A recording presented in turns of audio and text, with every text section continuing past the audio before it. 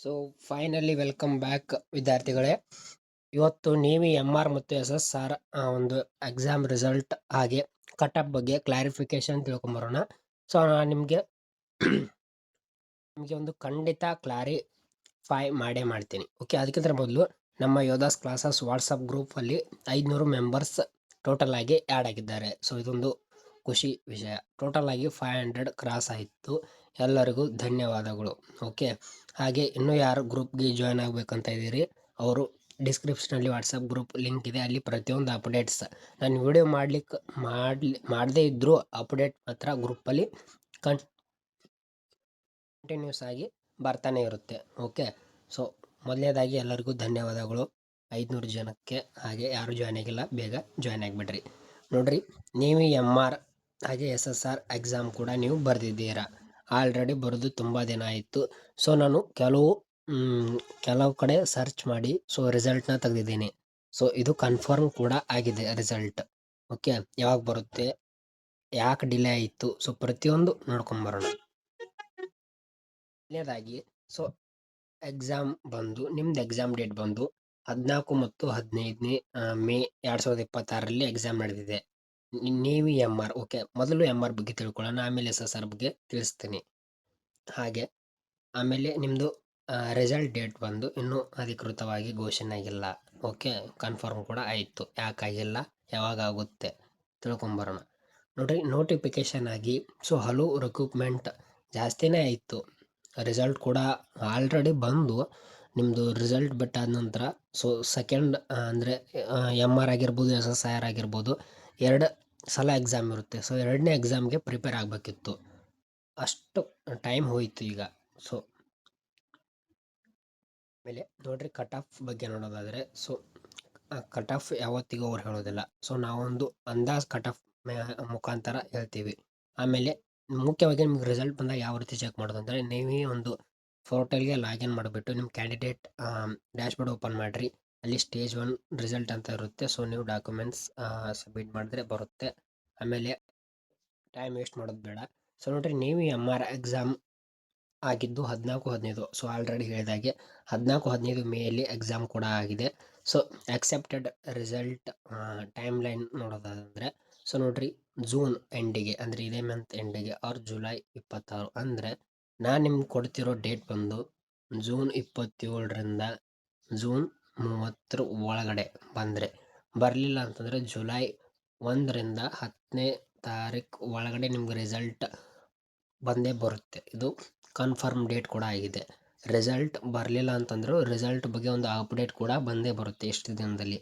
ಯಾಕಂದರೆ ಎಷ್ಟು ದಿನ ಅವ್ರು ಕಾಯಿಸಿದ್ದಾರೆ.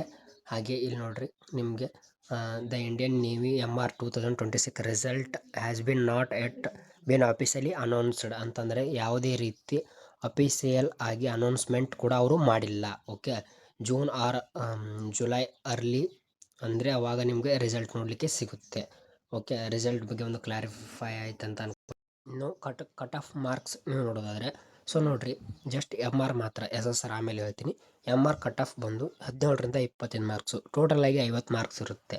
17ರಿಂದ 25 ಇದು ಯಾವಾಗಿಂದಿದ್ದು 2024ರದ್ದು. ಓಕೆ, 2025 ಅಲ್ಲ, 2024ರದ್ದು 17ರಿಂದ 25 ಒಳಗಡೆ ತೊಗೊಂಡಿದ್ದಾರೆ. ಸೊ ಈ ವರ್ಷ ಎಷ್ಟು ತೊಗೊಳ್ಬೋದು, ಸೊ ಅದನ್ನು ಡಿಸ್ಕಷನ್ ಮಾಡೋಣ. ಕಟ್ ಆಫ್ ಬಂದು ನೇವಿ ಬಗ್ಗೆ ಕ್ಲಾರಿಫೈ ಪೂರ್ತಿಯಾಗಿ ತಿಳ್ಕೊಂಡ್ರಿ ಅಂತ ಆಯಿತು. ರಿಸಲ್ಟ್ ಬಂದು ಜೂನ್ ಕೊನೆಯ ವಾರ ಅಥವಾ ಜುಲೈ ಮೊದಲನೇ ವಾರದಲ್ಲಿ ರಿಸಲ್ಟ್ ಬರುತ್ತೆ ಅಂತ ಕೆಲವು ಮೂಲಗಳ ಪ್ರಕಾರ ತಿಳಿದು ಬಂದಿದೆ. ಓಕೆ, ಅದು ಬಂದ ನಂತರ ಇಂಡಿಯನ್ ನೇವಿಯಲ್ಲಿ ಹೋಗಿ ನೋಡ್ಕೊರಿ. ಓಕೆ, ಈಗ SSR ಕಡೆ ಬಂದರೆ SSR ಬಂದು ಇದು PUC ಸೈನ್ಸ್ ಮೇಲೆ ಇರುತ್ತೆ. ಓಕೆ, ಆರ್ಟ್ಸ್ದವ್ರಿಗೆ ಬರೋದಿಲ್ಲ.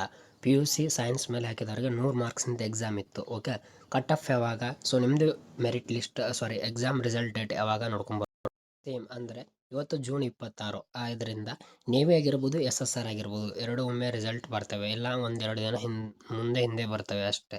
ಅಂದರೆ ಜೂನ್ 26, 2025ರಿಂದ ರಿಸಲ್ಟ್ ನೋಡ್ರಿ, ನಿಮಗೆ ಇದೇ ಮಂತ್ ಎಂಡಿಗೆ ಅಪ್ಡೇಟ್ ಸಿಗ್ಬೋದು.